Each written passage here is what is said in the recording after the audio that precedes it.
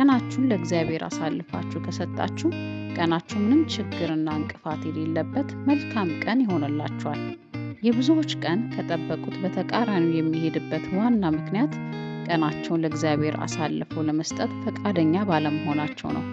በመጽሐፍ ቅዱስ ውስጥ ኢዮብ 38 ከቁጥር 12 ላይ ኢዮብ እንዲህ ሲል አንድ ወሳኝ ጥያቄ ይጠይቃል።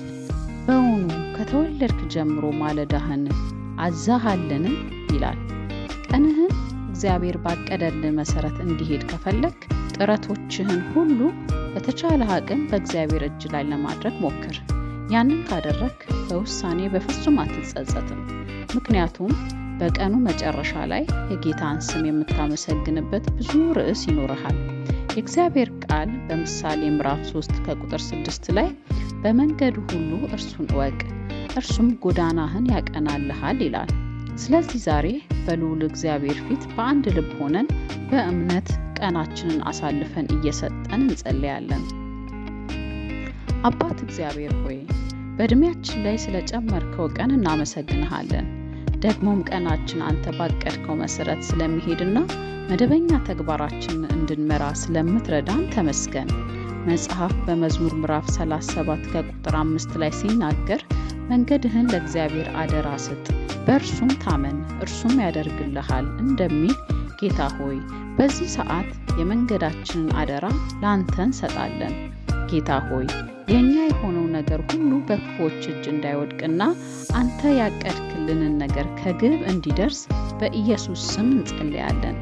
ጌታ እግዚአብሔር ነገራችንን ለአንተ ባቀረብን ጊዜ ከአንተ ጸጋ የተነሳ ሞገስ፣ በረከትና መለኮታዊ የሆነ እርዳታን በላያችን ላይ እንዲሆን በኢየሱስ ስም እንጸልያለን።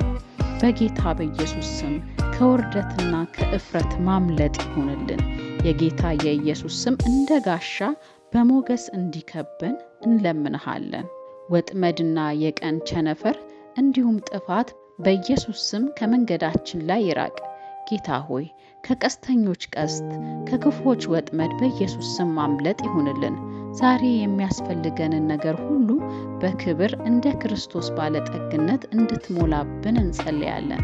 መጽሐፍ ቅዱስ በሰቆቃው ኤርምያስ ምዕራፍ 3 ከቁጥር 22 ላይ ያልጠፋ ነው ከእግዚአብሔር ምሕረት የተነሳ ነው፣ ርኅራኄው አያልቅምና ማለዳ ማለዳ አዲስ ነው፣ ታማኝነት ብዙ ነው እንደሚል እግዚአብሔር ሆይ በታምራት ከቀኑ ክፋት እንድትጠብቀንና በምሕረት ጥላ ስር እንድትጋርደን እንለምንሃለን።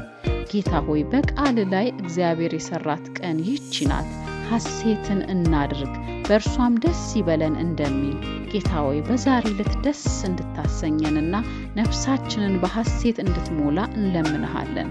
ጌታ ሆይ የምንሰራው ስራ ሁሉ ለአንተ ለአምላካችን ለእግዚአብሔር ምስጋናን ለማቅረብ ምክንያት እንዲሆነን እንጠይቅሃለን።